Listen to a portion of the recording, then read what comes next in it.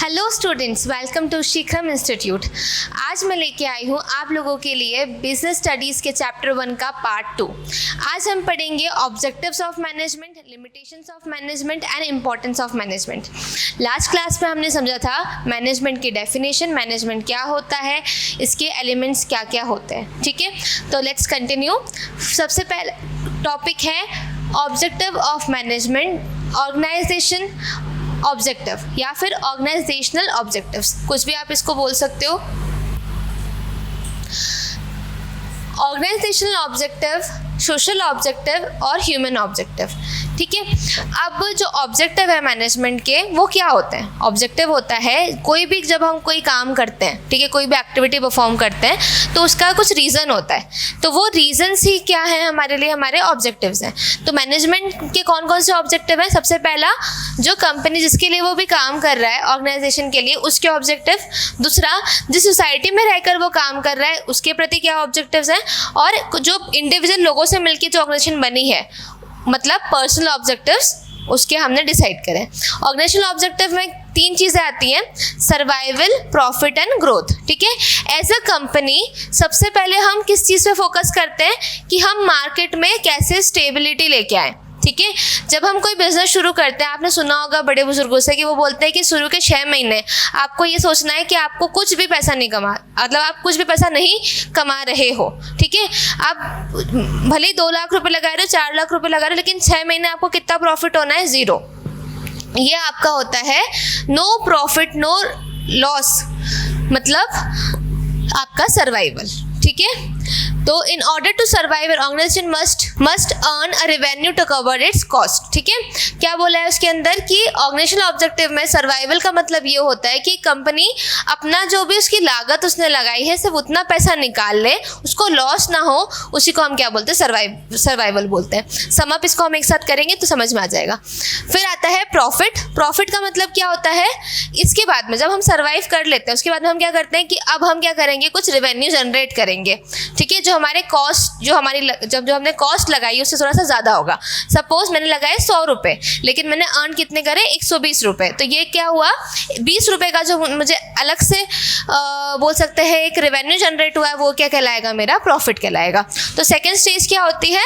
Profit कमाना। Organisation must earn enough profit to cover the unforeseen situations, ताकि आगे जा कर के उसको जो भी सिचुएशन है, जो भी जिस वजह से वो काम कर रहे हैं, देखो कोई भी हम काम जब शुरू करते हैं तो इसलिए शुरू करते हैं ताकि उसमें प्रॉफिट हो। तो सेकंड मोटिव क्या होगा? प्रॉफिट कमाना। थर्ड मोटिव क्या है? ग्रोथ करना। अब ग्रोथ और प्रॉफिट में क्या अंतर है? ग्रोथ का मतलब होता है आपने प्रॉफिट तो कमा लिया, 100 रुपये के 120 रुपये आ गए, लेकिन अब इसको मल्टीप्लाई करते जाना। ठीक है, जैसे आपने एक ब्रांच बनाई, फिर दूसरी ब्रांच बनाई, फिर एक सिटी में थे, अब 5 सिटी में हो, तो ये क्या कहलाता है? ग्रोथ कहलाता है। ठीक है, तो ऑर्गेनाइजेशन के कितने ऑब्जेक्टिव्स हैं? 3, सर्वाइवल, प्रॉफिट, ग्रोथ। पहला, जहाँ पे आप नो प्रॉफिट नो लॉस के स्टेज पे होते हो, जहाँ पे सिर्फ अपने जो कॉस्ट होती है उसको कवर करते हो। फिर आप कुछ एक्स्ट्रा रेवेन्यू जनरेट करते हो, उसको आप प्रॉफिट का नाम देते हो।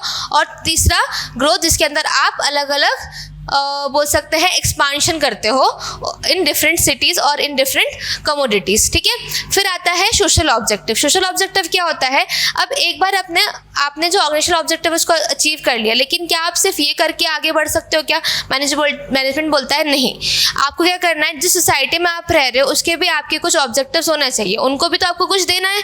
तो पहला है टू प्रोड्यूस और manufacture goods with the high quality. कैसे प्रोड्यूस कर रहा है आपको गुड्स को? जो कि अच्छे क्वालिटी के हो। ठीक है, उसके बाद में टू चार्ज रिजनेबल प्राइसेस, उनके जो रेट्स होने चाहिए वो कैसे होने चाहिए? रिजनेबल या फिर अफोर्डेबल। ठीक है, जितने जो भी गवर्नमेंट की पॉलिसीज है, उनके टैक्सेस है, उसको टाइम पे पे करना।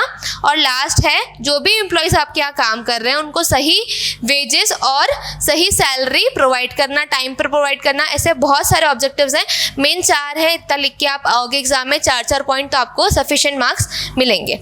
ठीक है, फिर तीसरा है ह्यूमन ऑब्जेक्टिव। इसको हम पर्सनल ऑब्जेक्टिव भी बोलते हैं। क्या बोलते हैं?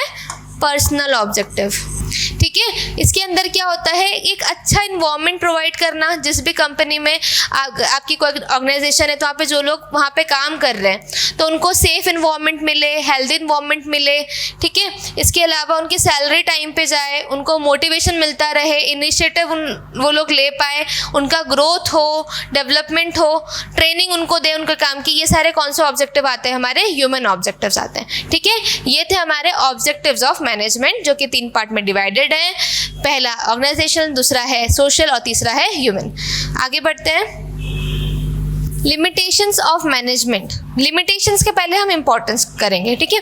इंपॉर्टेंस ऑफ मैनेजमेंट क्या है, अब मैनेजमेंट की क्या महत्व है, क्यों क्या महत्व रखता है हमारी ज़िंदगी में, डे टू डे लाइफ में, किसी भी कंपनी में। पहला है मीटिंग द चैलेंजेस, ठीक है। जो भी हमारे मॉडर्न वर्ल्ड में रेगुलर जो चैलेंजेस आते हैं, मैनेजमेंट करके हम उसको कम कर लेते हैं, ठीक है। ख़त्म तो नहीं कर सकते लेकिन उनको कम किया जा सकता है। Management only can meet the challenges of the modern world. The complexity of modern business can be overcome only by the scientific management, ठीक है। एक अच्छे मैनेजमेंट, एक साइंटिफिक मैनेजमेंट के थ्रू ही आप जो आजकल के जो प्रॉब्लम्स क्रिएट हो रही है, नई नई सिचुएशंस आ रही है, ठीक है, उसको आप तभी डील कर सकते हो जब आपका मैनेजमेंट अच्छा होगा। नहीं तो आप हर दिन कुछ प्लान करोगे, हर दिन कुछ ना कुछ फेल होगा तो आप फिर डिमोटिवेट हो जाओगे, ठीक है। दूसरी इंपॉर्टेंस क्या है, effective utilisation of resources. Management जब हम करते हैं तो हम ये ध्यान रखते हैं कि हमारे जो भी प्रोडक्शन होना है या जो भी एक्टिविटी हम परफॉर्म कर रहे हैं वो कैसे हो, वो इफिशिएंटली और इफेक्टिवली हो, ठीक है। जिसको प्रमोट करता है यूटिलाइजेशन ऑफ रिसोर्सेज को प्रमोट करता है, मतलब उसमें जो आपके रिसोर्सेज हैं वो वेस्ट नहीं होंगी, उसका सही इस्तेमाल होगा, ठीक है। Management direct and control the organisation, ठीक है। मैनेजमेंट क्या करता है, मैनेजमेंट जो ऑर्गेनाइजेशन है उसको डायरेक्शन देता है और उसको कंट्रोल करता है। It fulfils its desire. Similarly management direct controls the organisation to achieve the desire goal. और साथ में वो क्या मदद करता है, ऑर्गेनाइजेशन के गोल को अचीव करने में मदद करता है, ठीक है। इनोवेशन मैनेजमेंट क्या है, किसको प्रमोट करता है मैनेजमेंट, इनोवेशन को। What is the meaning of innovation, innovation का मतलब होता है नए नए आइडियाज, क्रिएटिविटी, इन सब को प्रमोट करता है। तो मैनेजमेंट क्या करता है, नए आइडियाज लेके आता है, इमेजिनेशन, विजन देता है ऑर्गेनाइजेशन को ताकि वो अपने आप को और बेहतर रेगुलर कुछ ना कुछ नया मार्केट को दे सके, ठीक है। इसके बाद में सॉल्यूशन टू प्रॉब्लम, ठीक है। एक अच्छे मैनेजमेंट, एक एफिशिएंट मैनेजमेंट की खासियत होती है कि वो क्या करता है, बिजनेस में जो भी प्रॉब्लम आ रही है उसको फाइंड करता है, उसके ऊपर काम करता है और सोल्यूशन देता है। तो मैनेजमेंट क्या है, एक आपका सॉल्यूशन टू प्रॉब्लम भी है। तो ये हमारे क्या थे, इंपॉर्टेंस थे, ठीक है, कि क्या क्या कहाँ मैनेजमेंट हमारा काम आता है, क्यों ज़रूरी है। अब आते हैं कुछ लिमिटेशंस भी हैं, क्योंकि कोई भी चीज़ पूरी कंप्लीट तो आती नहीं है, ठीक है। कुछ उसके फ़ायदे हैं तो कुछ नुकसान भी है। कहीं जगह वो सीमित हो जाता है कि उसके आगे वो काम नहीं कर सकता। तो मैनेजमेंट कहाँ जाके सीमित हो जाता है, सबसे पहले आता है personal interest. Sometimes managers give preference to personal interest then the common interest of the organisation. अब हमने जब मैनेजमेंट की बात करते हैं तो हम किसकी बात करते हैं, कंपनी की बात करते हैं, किसी भी ऑर्गेनाइजेशन की बात करते हैं। लेकिन अगर वहाँ पे काम करने वाला व्यक्ति अगर अपने काम को ज़्यादा महत्व देगा या अपने पर्सनल चीज़ों को ज़्यादा महत्व देगा तो वहाँ पे मैनेजमेंट फेल हो जाएगा। एग्जाम्पल लेते हैं, सपोज मैं एक कंपनी में एम्प्लॉय हूँ, मुझे कुछ ड्यूटीज़ दे रखी हैं जो किसके हिसाब से हैं, कंपनी के ऑर्गेनाइजेशन के हिसाब से हैं। लेकिन मैं देखूँगी इसमें कंपनी का तो फ़ायदा है, लेकिन अगर मैं इसको इस तरीके से करूँगी तो मेरा फ़ायदा ज़्यादा है और मैं उसको अपने फ़ायदे के हिसाब से करने लग जाऊँ तो क्या होगा, मैनेजमेंट वहाँ पे फेल हो जाएगा, क्योंकि उसने जो भी स्ट्रक्चर बनाया था वो किसके हिसाब से बनाया था, ऑर्गेनाइजेशन के हिसाब से बनाया था, ना कि मेरे पर्सनल इंटरेस्ट के हिसाब से बनाया था। तो जब पर्सनल इंटरेस्ट व्यक्ति देखता है अपना कॉमन इंटरेस्ट को छोड़ के, तब आपका मैनेजमेंट क्या होता है, फेल हो जाता है। Centralisation of economic power. Critics argue that due to management, social levels like red tapeism, upper class and middle class etc. develop in the society. कुछ लोग ये भी बोलते हैं कि जब हम मैनेजमेंट करते हैं ना तभी हम आगे पढ़ेंगे कि अलग अलग लेवल्स होते हैं, टॉप लेवल होता है, मिडिल लेवल होता है, लोअर लेवल होता है।